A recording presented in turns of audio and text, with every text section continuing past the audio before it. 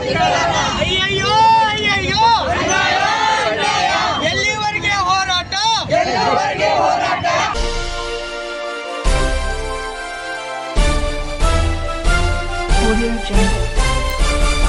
ಸುದ್ದಿಗಾಗಿ ಸಿದ್ದು ನ್ಯೂಸ್.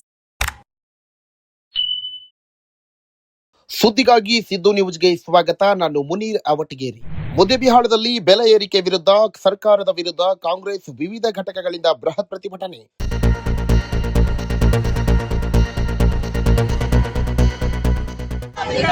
ಅಯ್ಯಯ್ಯೋ ಅಯ್ಯಯ್ಯೋ ಎಲ್ಲಿವರೆಗೆ ಹೋರಾಟ? ಎತ್ತಕ್ಕಾಗಿ ಹೋರಾಟ. ಅಡಿಕೆ ಅನಿಲ ಬೆಲೆ ಏರಿಕೆ ಮಾಡಿದ ಬಿಜೆಪಿ ಸರ್ಕಾರಕ್ಕೆ, ಕೂತ್ಗುಡ್ ಸರ್ಕಾರಕ್ಕೆ, ದೇಶ ವಿರೋಧಿ ಸರ್ಕಾರಕ್ಕೆ, ವಿದೇಶಿಗಳ ಜೊತೆ ಮಾತುಕತೆ ಮಾಡುತ್ತಿರುವ ಬಿಜೆಪಿ ಭ್ರಷ್ಟ ಸರ್ಕಾರಕ್ಕೆ, ಭಾರತ ದೇಶದ ಬಡವರಿಗೆ ಅನ್ಯಾಯ ಮಾಡುತ್ತಿರುವ ಕೇಂದ್ರ ಬಿಜೆಪಿ ಸರ್ಕಾರಕ್ಕೆ,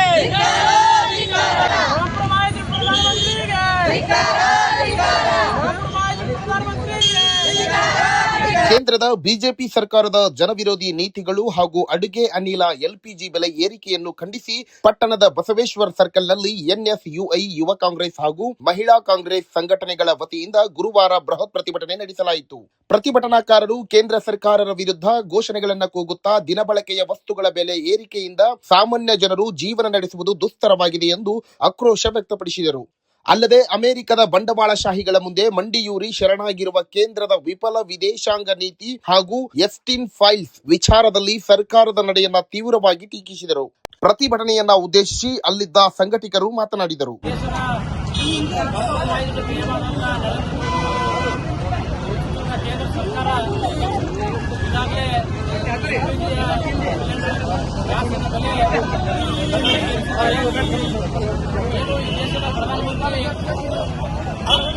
ಸಂಪೂರ್ಣವಾಗಿ ಅಮೆರಿಕ ದೇಶದ ಮುಂದೆ ಬಂಡಿ ಊರಿದ್ದಾರೆ.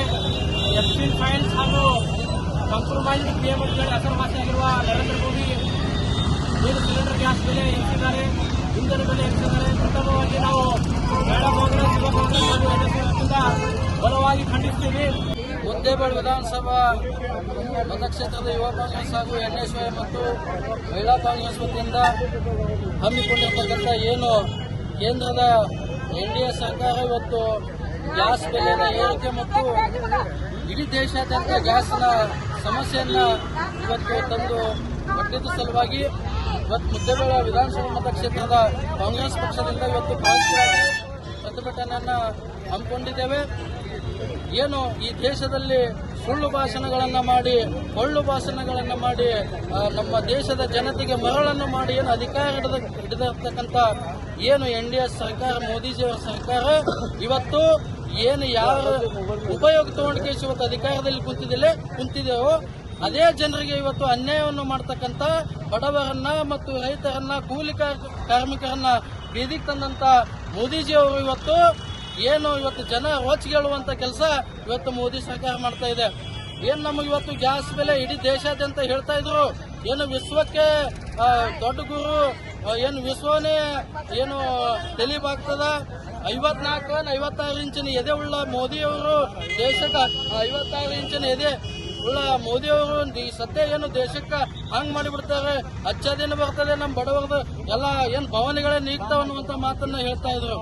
ಇವತ್ತು ಬೀದಿಗೆ ಎಲ್ಲ ನಮ್ಮ ಇವತ್ತು ಪ್ರತಿಯೊಂದು ಗ್ರಾಮೀಣ ಪ್ರದೇಶದಲ್ಲಿ ಏನಾದರೂ ಮಾಡ್ಕೋಬಹುದು, ಕಟ್ಟಿಗೆಯನ್ನ ಯೂಸ್ ಮಾಡ್ಕೊಂಡು ಇವತ್ತು ಅಡಿಗೆಯನ್ನ ಮಾಡ್ಕೋಬಹುದು. ಅವ್ರದ್ದೇನು ದಿನಬಳಕೆ ಕಾರ್ಯಕ್ರಮ ಆಗ್ಬೋದು. ಇವತ್ತಿಂದ ನಾವೇನು ಪ್ರೊಟೆಸ್ಟ್ ಅನ್ನು ಹಮ್ಮಿಕೊಂಡಿದ್ವಿ. ಇದರ ಉದ್ದೇಶ ಬೆಲೆ ಏರಿಕೆ ಆಗ್ತಿರುವಂತಹ ಕೇಂದ್ರ ಸರ್ಕಾರದ ವಿರುದ್ಧವಾಗಿ ಮಾನ್ಯ ಪ್ರಧಾನಮಂತ್ರಿಗಳಾದ ನರೇಂದ್ರ ಮೋದಿ ಅವರಿಗೆ ಬಡವರದ್ದು, ಮಧ್ಯಮ ವರ್ಗದವರದ್ದು ಯಾವುದೇ ರೀತಿಯ ಹಂತದ ಅವರಿಗೆ ತಲೆಯಲ್ಲಿ ಆಲೋಚನೆ ಇಲ್ಲ. ಇವತ್ತು ದೇಶ ಮತ್ತು ಬಡವರು, ಮಧ್ಯಮ ವರ್ಗದವರು ಬಹಳ ಸಂಕಷ್ಟದಲ್ಲಿದ್ದಾರೆ. ಇವರ ಅಧಿಕಾರ ಬಂದ ಮೊದಲನೇ ದಿನದಿಂದ ಇವತ್ತಿನವರೆಗೂ ಇವರ ಪರವಾಗಿ ಏನೂ ಮಾಡಿಲ್ಲ. ಬಡವರು ಮತ್ತು ಮಧ್ಯಮ ವರ್ಗದವರಿಗೆ ಏನೂ ಮಾಡಿಲ್ಲ. ಇವತ್ತು ಗ್ಯಾಸ್ ಸಿಲಿಂಡರ್ ಬೆಲೆ ಏನಾಗೈತಿ ಗೊತ್ತೈತಿ, ಪೆಟ್ರೋಲ್ ಡೀಸೆಲ್ ಬೆಲೆ ಏನಾಗೈತಿ ಗೊತ್ತೈತಿ. ಇವರು ಅಂತಾರಾಷ್ಟ್ರೀಯ ಮಟ್ಟದಲ್ಲಿ ದೇಶದ ಸಂಬಂಧ ಯಾವ ರೀತಿ ಇಟ್ಕೊಂಡಾರ ಅನ್ನೋದು ಎಲ್ಲರಿಗೂ ಗೊತ್ತೈತಿ. ಈಗ ಇರಾನ್ದಿಂದ ಬರ್ತಕ್ಕಂಥದ್ದು ಬಂದಾಗೈತಿ.